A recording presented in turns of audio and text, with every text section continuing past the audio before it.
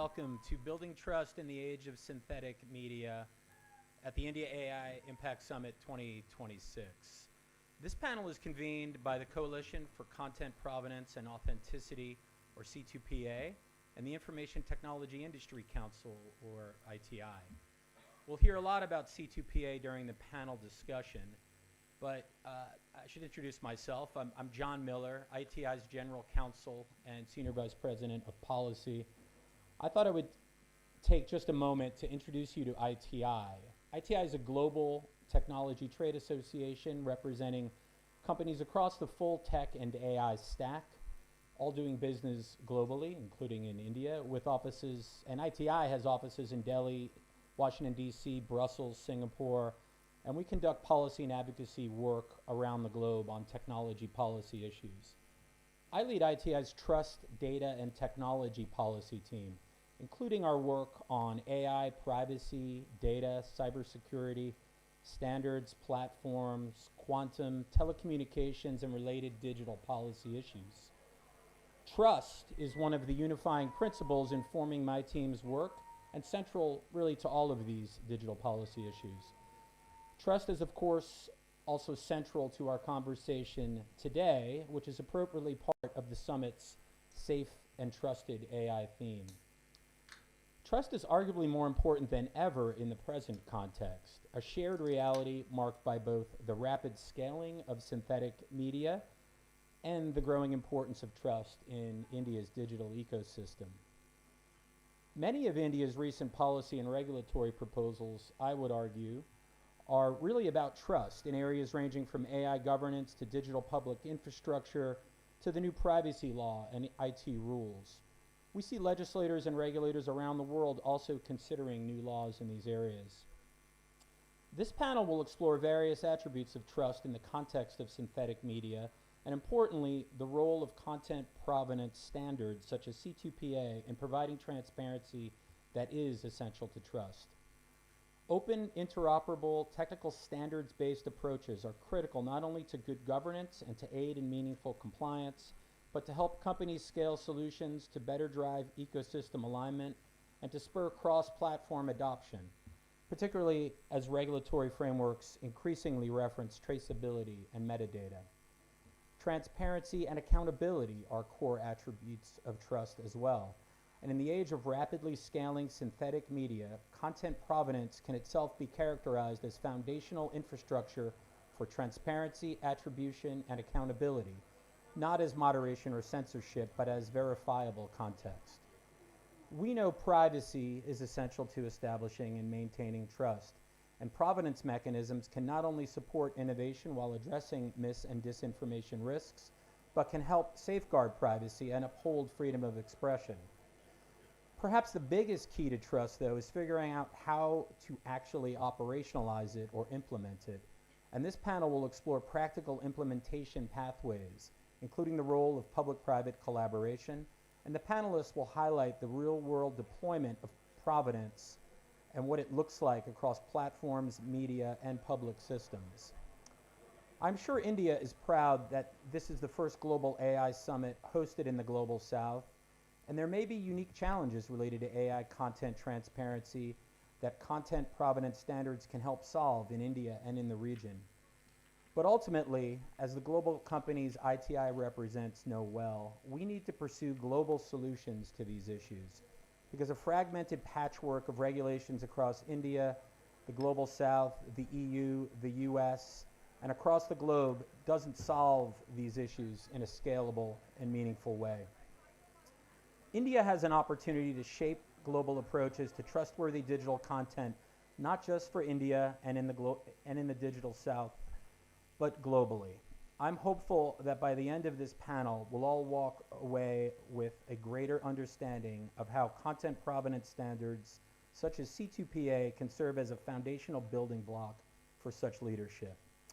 Thank you very much, and now I will turn it over to our moderator, Andy Parsons from C2PA. Thank you, John, and thank everybody for being here. Apparently, it's quite a privilege to be in this room with us, and I thank you all for being at the front of the line. I think it's no coincidence that there's so much interest in this topic. not only because of C2PA, which I'll talk a bit about today with my panelists, but also because of the moment in time that we find ourselves sitting here in Delhi at this particular moment.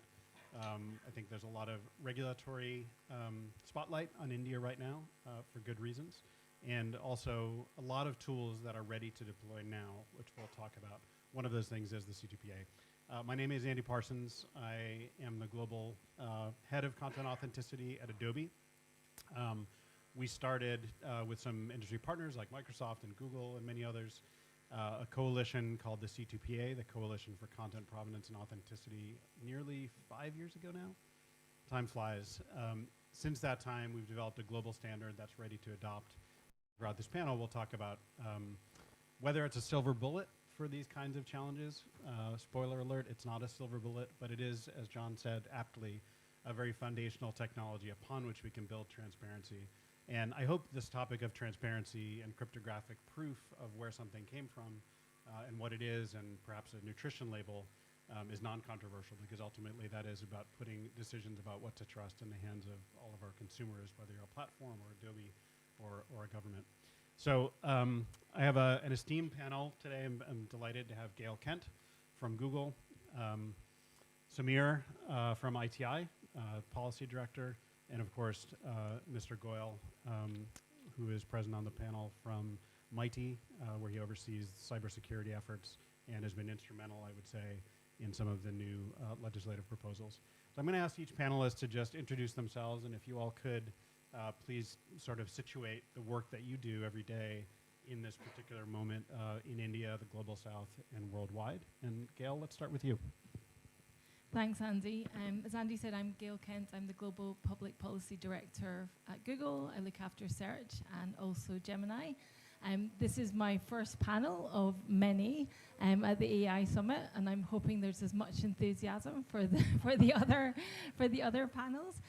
It really is, a huge honor to be back in India and to be at a summit where we are talking not just about the bold innovations of AI, but also about how AI can be useful for everyone around the world. And I think this is going to be a critical part of the conversation today, because we're talking about how does everyone understand information and the images that they see in this sort of new digital world. And it's certainly an issue that I'm super passionate about, and I think you'll hear that Google is very passionate about it as well.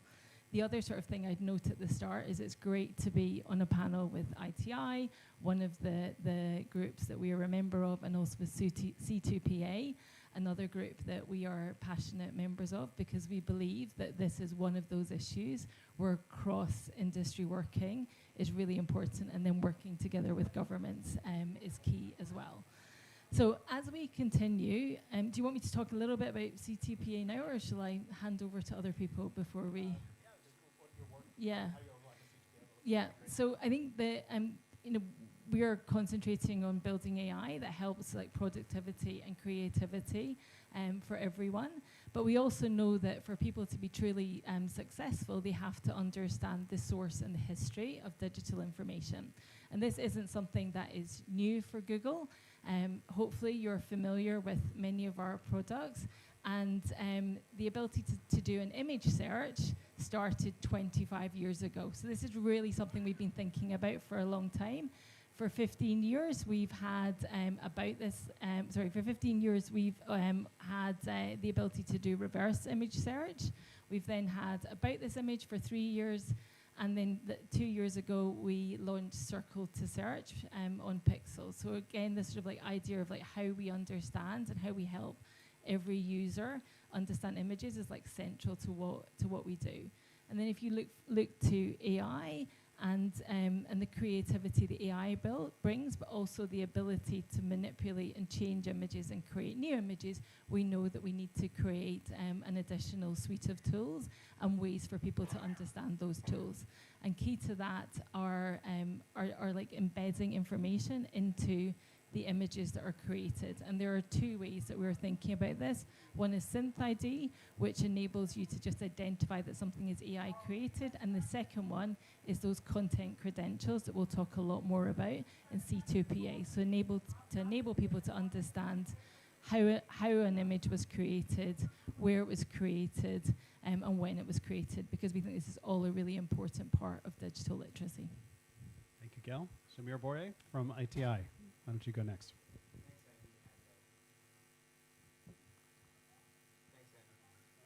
Hear me? Yes, they can hear me. Thank you. Yeah, my name is Samir Bore, and thanks, Andy, for the promotion in front of my boss. I'm a senior policy manager at the Information Technology Industry Council. It's great to be back in India. My background is, I'm actually a lawyer from India, but now working in Washington, D.C. with John. Look at a whole host of issues ranging from AI governance, privacy, cybersecurity, getting into quantum as well. Of course, synthetic media and building trust in the age of synthetic media is an important issue for us and our members.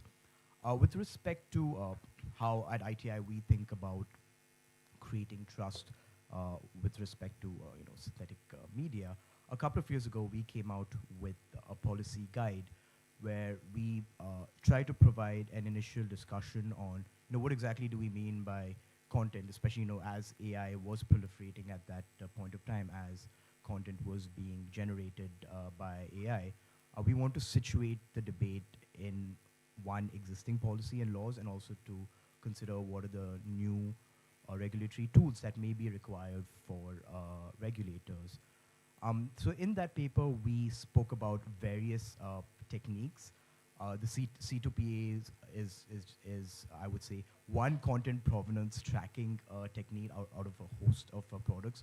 There's, of course, and services. There's, of course, watermarking. There is a good old human in the loop, just having a person, verify content. Now, of course, this is probably not scalable, although I'm sure folks in India would argue against that, seeing, in India, we can probably do things at a much larger scale compared to, folks in the US or the EU.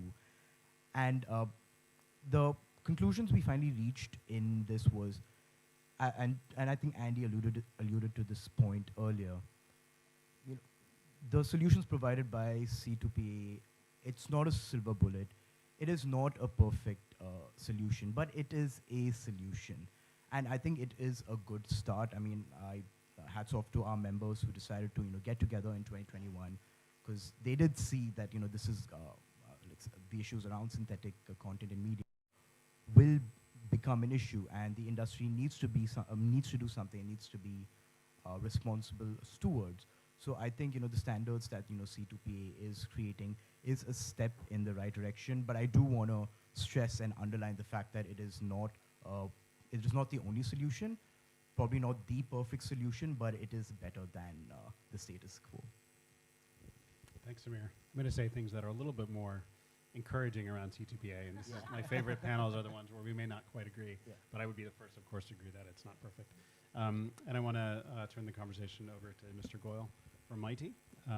As I said, all eyes are in India, perhaps, in this moment, and I think in the regulatory landscape, there's a real opportunity for India worldwide to set a standard for good legislation that approaches this in the right way. Maybe you can talk about your work. Thank you, Andy. Where do I start? It was looking like what Andy and Samir and Miller said. It's like 4:1. But nevertheless, many congratulations for all of you who have fought it out and came inside this room. So, and feel very sorry for the people who are outside, but you may all get across what was discussed inside. So nevertheless, I am Deepak Goyal from Ministry of Electronics and Information Technology, working on the cyber laws part. So when I say cyber law, I will enumerate, we are working on the 4 different domains. One is the Information Technology Act, another is the Digital Personal Data Protection Act, third is the Aadhaar one, and then the 4th is the Online Gaming Regulation, or the act that we brought in August. So these are the 4 core things that we are working upon. And all these 4, our center is the citizen. Citizen empowerment, citizen enablement, how do we strengthen his hands, how do we educate him, how do we facilitate him. The goal of the ministry is enhance the ease of living of the individuals, and while enhancing the ease of the living of an individual, if we can enhance the ease of doing the business for the industry also, that would be always and very much welcome and added step. But nevertheless, means these two are the core goals for us: ease of living for the citizens and ease of doing the business. So keeping these two things in mind, we do legislate, and normally we do consult on a very high scale with the public, with the industry, and within the government also. And we hope that we anticipate, means we hope that we continue doing that, and that's it. I think that's more than enough. You're not off the hook quite yet. The first question is going to be for you, Mr. Goel. As we said in our intro and John's opening comments, there is a regulatory focus on this week based on the information that came out last week from the government here. The C2PA, for those who don't know, just for a basic 101 in C2PA, this is basically providing cryptographic evidence that is permanently attached to images, video, documents, audio files that will tell you basically its provenance. So hence the name provenance in the title of the C2PA. And just like in the art world, understanding where something has been, how it was made, even what ingredients comprise it, is the stated goal of the C2PA. I will concede it's not perfect, right? It doesn't solve all the problems. And one of the problems is how do you define trust? These are very loaded terms: truth, trust, even provenance itself. But if we can get to a point of objective fact about media and how it was made, whether it uses AI or not, certainly not to cast AI as bad and non-AI as good, but to understand what is a photograph, what is a video, what is manipulated, what is art, what is satire, those kinds of things can be bolstered with a foundation of content provenance. And this leads me to my first question for you, Mr. Goel. Obviously, the C2PA can be a component of meeting the regulatory moment. But how do you square the regulatory ambitions in a country the size and diversity of India with the tools that you have to apply right now? Very pertinent question, Andy. Actually, for the last so many years that we have been trying to legislate in our context, we tried ourselves to be technology agnostic. And if possible, purpose agnostic also. But sometimes purpose we cannot do away with. So, but technology agnostic we have tried to do. Means we tried, and till now we have been a bit successful. And of course, the industry was basically who initiated all those tech solutions. Means we simply, from the government side, we simply asked for a typical thing to get resolved, and then the industry came forward and gave us some beautiful solutions which were technology agnostic, and then everybody appreciated. And I think as Miller was asking about the UPI, means the DPI that we are able to offer about the Aadhaar and the UPI transactions, then those two things can scale to any means that has scaled to means imagination. Means we have been talking to so many people around the globe, and then everybody just come and say, gosh, this is the scale that we are operating, means 1 billion transaction a day. So that is the scale, and that has happened only due to the adoption of it, technology agnostic technical solutions. If we are bound up or we are stuck up with a tech solution, I think there could be some friction when we scale up. But nevertheless, means I don't need to say anything about C2PA. C2PA can become a technology agnostic if everybody adopts. It could. So how do we create this trust? Means I will just narrate a bit. I've written something taking help of so many AI-based tools. Means almost 4 or 5 which are prominent. So I've curated something. So it's not about content moderation. Government is normally known that we take down some contents or we want to take everything down, which is not in our sense. No, it is not about content moderation. It is the verifiability, accountability, and keeping the citizen at the center of the trust model. Can we create an ecosystem around that? And then who bears the risk? Is it the content itself? Is it the citizen? Is it the platform? Who is bearing the risk? I think normally content is innocuous.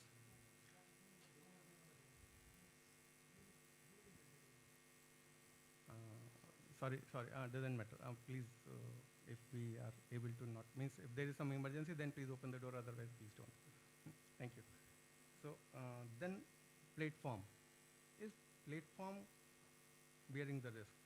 Or is it the citizen? As citizen means we are saying as an individual. In our very strong opinion, it is the individual who is bearing the risk.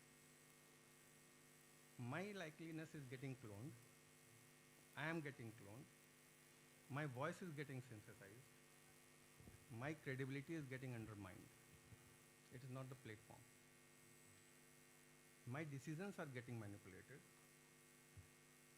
So how do we empower ourselves? Means as an individual, that my things which belongs to me doesn't get undermined in any ways.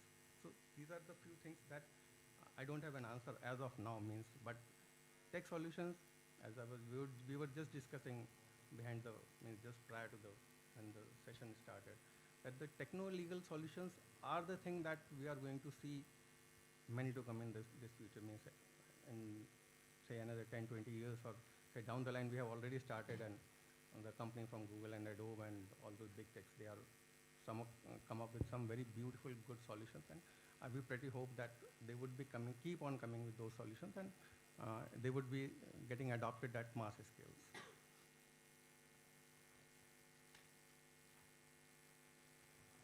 So where do we take our citizens once he is empowered? He has the right to know. He has a right to protection against the impersonation. And then, even if something bad happens, so he has a right to remedy. Whatever C2PA does, or whatever any sort of an standard to this typical thing happens, means it would be like embedding some metadata or some identifiers in the tools, which could embed basically into those content generations. Means recently, as Andy was just enumerating about the rules that we brought in, actually I would like to clarify that that particular rule doesn't encompass everything which is AI generated. No, it is only related to audio-visual component. Like this document which I had created using AI, it doesn't need to come into the definition of that particular act. So any AV component, audio, video, or AV component, that gets. So whatever we embed, it should be transparent, understandable, interoperable, and immutable. Means Andy and means other panelists, they will say that C2PA does that. Fine. I have not tested myself. I would love to test C2PA and create any documents using C2PA standards if I am given a tool, sort of. So this whole system of creation of those AV documents or AV, what do we say, videos or audios, who creates that? Basically, as a citizen, I am giving some prompts to create. It's only the platform it is creating. So we have created another set of obligations, and we have given a definition to the creators. We have set up some obligations onto those AI creators. What could be the ultimate things that we can have? Can we embed something which can go up to a level of provenance? Can we create some safeguards which basically reduces the risk to an individual? And then the dissemination part means, say, I created something and it doesn't get disseminated. Between you and me, I can create anything, and then it's done. Means nobody would object between two of us. The issue is the virality of the content. And if I'm surpassing time, please just point it out to me. Please finish up. Okay. So, but the issue is the virality. So can we create some sort of an mechanism that if there is an amplification, so can we restrict that? So let me stop over here and let the other panelists speak, and then I will come back. Thank you. Thank you. So I'm watching the clock. We have about 20 minutes left. I think if you would indulge us, we could probably talk for several hours about this topic, but we won't subject you to that. However, do think about questions that some of these conversations may be raising. We'll have about 5 minutes at the end for a quick Q&A. Mr. Goel, you mentioned that if you could have C2PA, you would use it. You'd love to try it, I think you said. Which brings me to a question. I think I'll address this to you, Samir. India is a country with, I think, well over 1 billion internet users across many cultures, incredible linguistic diversity. The act, as I understand it, we're counting down 10 days until implementation. There are obviously gaps between what technology can provide today, adoption of things like C2PA, although imperfect. I'm going to keep bothering you about that. Is certainly not ready to go in messaging apps. Unlike the wonderful example that Google is setting with the Pixel phone and Google Photos and YouTube, yay Google. There are platforms like Instagram, which are very much in use, WhatsApp, Meta platforms that don't yet implement C2PA to that degree. So I'm wondering, how do you think about the likelihood of successful implementation within this very tight time frame, given the incredible diversity of the population here? Yeah, I think I understand the intent of why regulation needs to be implemented quickly. I mean, yes, when it comes to issues around synthetic media, it is creating quite a few issues, and I definitely do understand and empathize, where regulators and the government is coming from. But look, I think we also need to be realistic and serious about this. I think it took more than 10 days to set up this panel, to be frank, and I think my suggestion would be, let's have a phased approach. Let's get all the stakeholders into probably not one room, multiple rooms. We need to have these discussions. We need to have folks like C2PA, people who are providing other provenance solutions, watermarking solutions, and to sit down, have a serious conversation about, okay, what is realistic, what is possible. Because I think I want to dispel the notion that companies are trying to run away from the responsibility. No, that's not the case. If that was the case, then C2PA probably wouldn't even exist, right? I mean, I think clearly, there is an incentive for the platforms, for the companies to ensure, the content that is out there, that is on their platforms, can be verified to the greatest extent, to the best extent possible. I also do appreciate, empathize, and understand, where not only government over here, but all across the world, where they come from when they want to implement these rules. But yes, the question about 10 days might be a bit ambitious. I hope it works out, but I think what would be more practical and feasible, and also to Andy's point about India being the population being over 1 billion, so many internet users, and the added complexity of it being such a diverse environment, multiple languages, different cultures, multiple devices as well.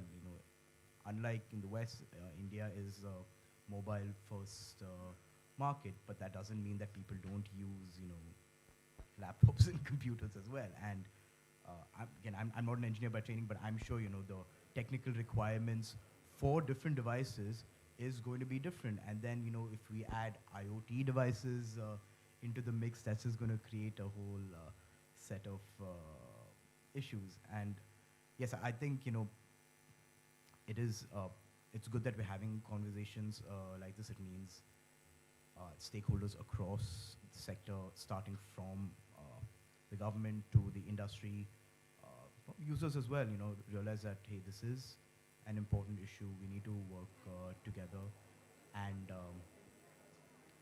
I think that we are making progress. Again, I'm going to harp on this point of C2PA not being the perfect solution, but I think it is one of the best solutions that are out there now. Please don't quote me on that, but I think we are making progress in this space. So, yeah. Yeah, thank you, Samir. And in seriousness, like we'll joke about this, and it won't come to blows today on the panel, but what T2PA provides is one of perhaps its biggest strengths is that it is standard. I think we've all talked about the importance of standards, which means it's interoperable by default. There's no intellectual property involved in the standard or the open source implementations that support it.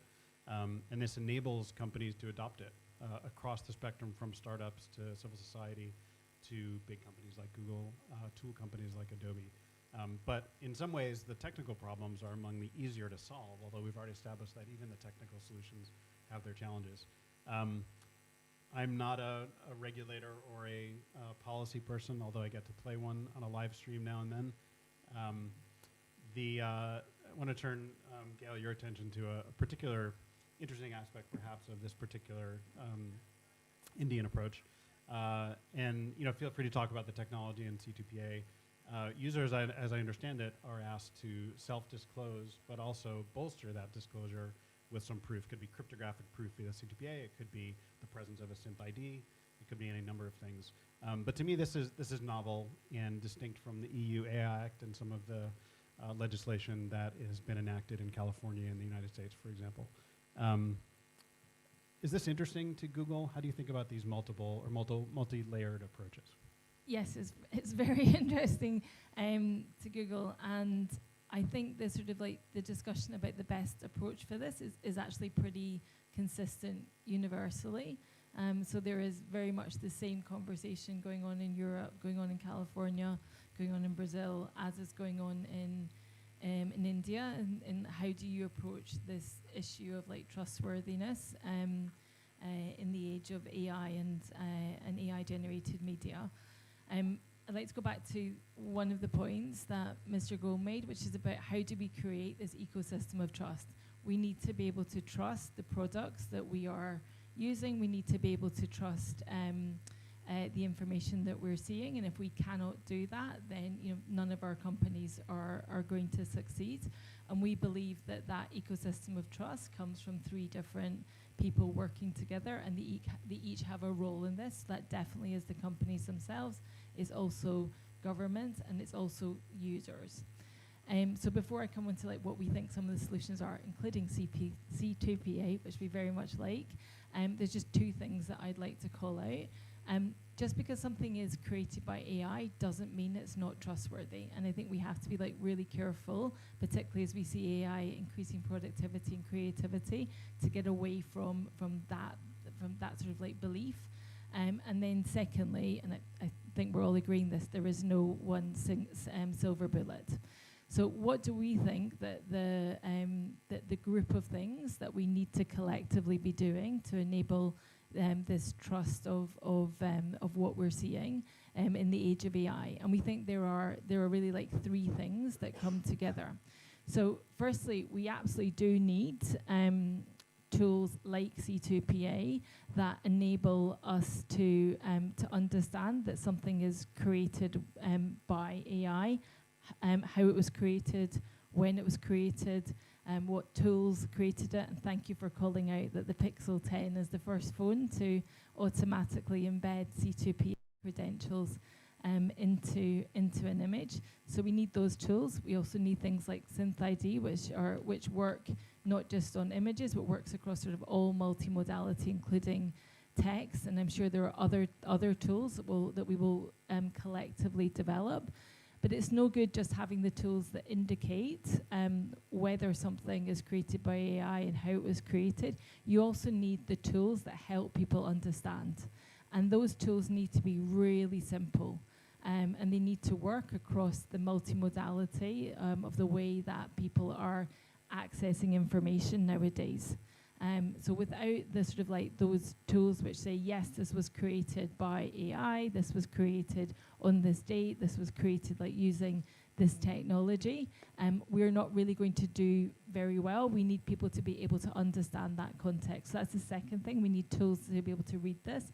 And then thirdly, we need to collectively be investing in media literacy, and that's media literacy for people at all levels of literacy. So whether they are looking at just like consuming their information through video, consuming it through audio, and whether it's on messaging apps. We need to like have people be aware of how they think about that information that they are seeing. Because just to give my own like personal example, my father WhatsApping me to ask if something isn't true is not the way that the best sort of like scalable solution. We need people to be thinking about what works.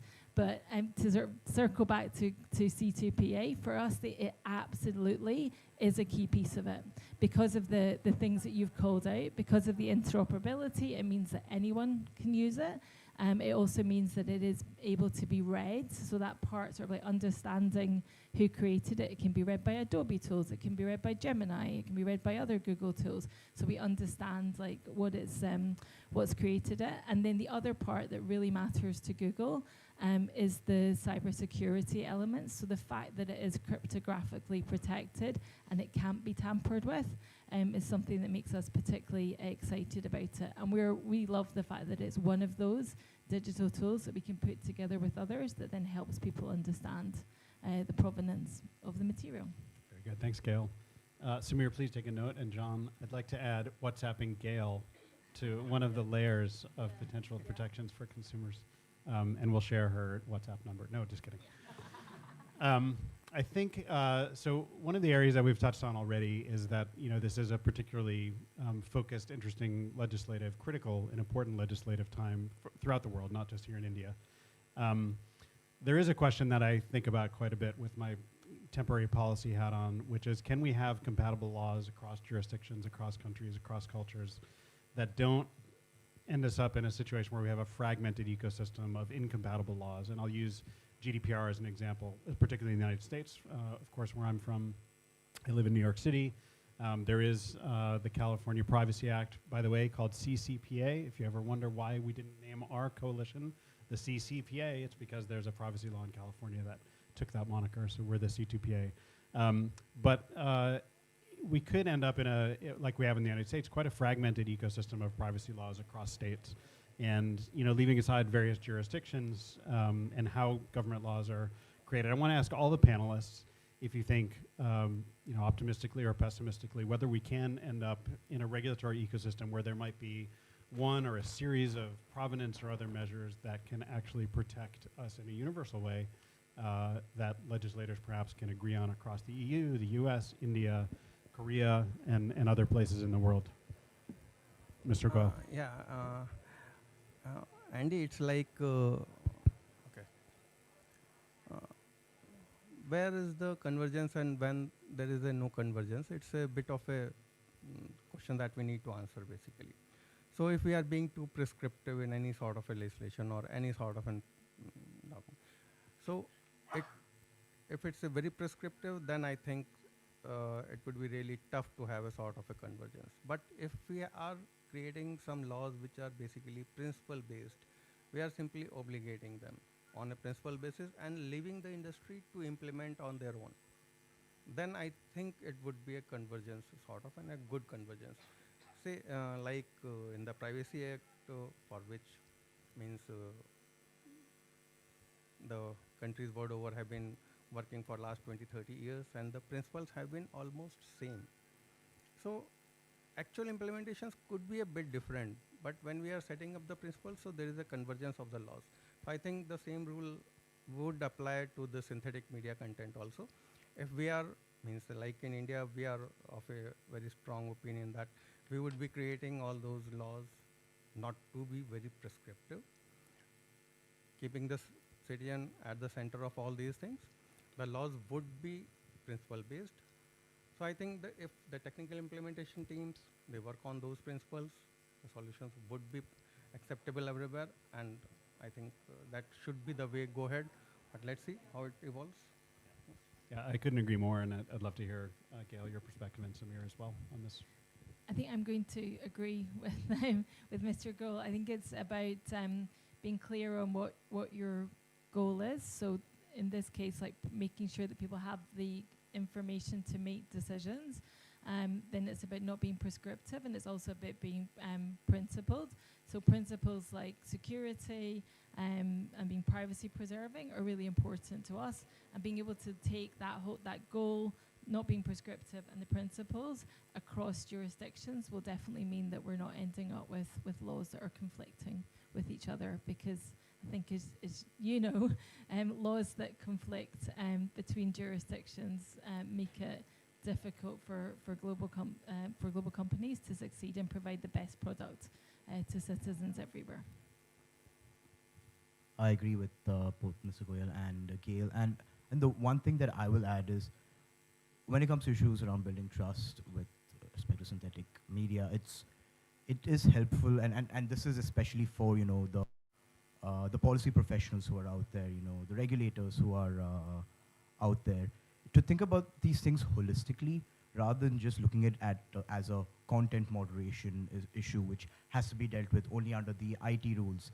There are issues of privacy, so of course, the new privacy law might be implicated. There are cybersecurity issues, so whatever cybersecurity rules that the Home Ministry might be working on, that'll have to be taken into consideration. And finally, of course, India recently issued, or may issue the AI governance guidelines. So, that will also cover parts of this. So I guess my, recommendation would be, to think about these issues for both, policy makers, those who are in the field of public policy, thinking about these issues is to think of it from a holistic lens, because that itself will hopefully help in the issue of fragmentation. Where I am right now well, not right now, where I'm based in the United States, 50 states, but each state is trying to regulate a small aspect of essentially the same thing. And not only are we dealing with states competing with each other with respect to their rules and regulations, and potentially with the federal government, within the state, we are seeing bills that are in conflict with each other, just because there is this framing that, okay, this is a privacy issue, so we only need to work like this, or this is a content moderation issue. But more often than not, a lot of these issues tend to blend together. So I think that's what I would recommend. Very good. I was hoping for at least one question where all the panelists would disagree, but Sorry, we are about time now. There's a very senior official standing outside. We have to close it now. I'm so sorry. okay. Well, there you have it. I was hoping to have the panelists give a 1-minute summation, but thank you. That's okay. Thank you very much, everyone, for being here, and hopefully tell everyone who is outside the room how great this was. But moreover, talk to your friends, your business associates, and families about perhaps an optimistic viewpoint that you leave the room with, which is we can solve these problems that face us. It's not going to be easy, but perhaps content provenance can be one of the factors that we consider. Thank you so much. Thank you.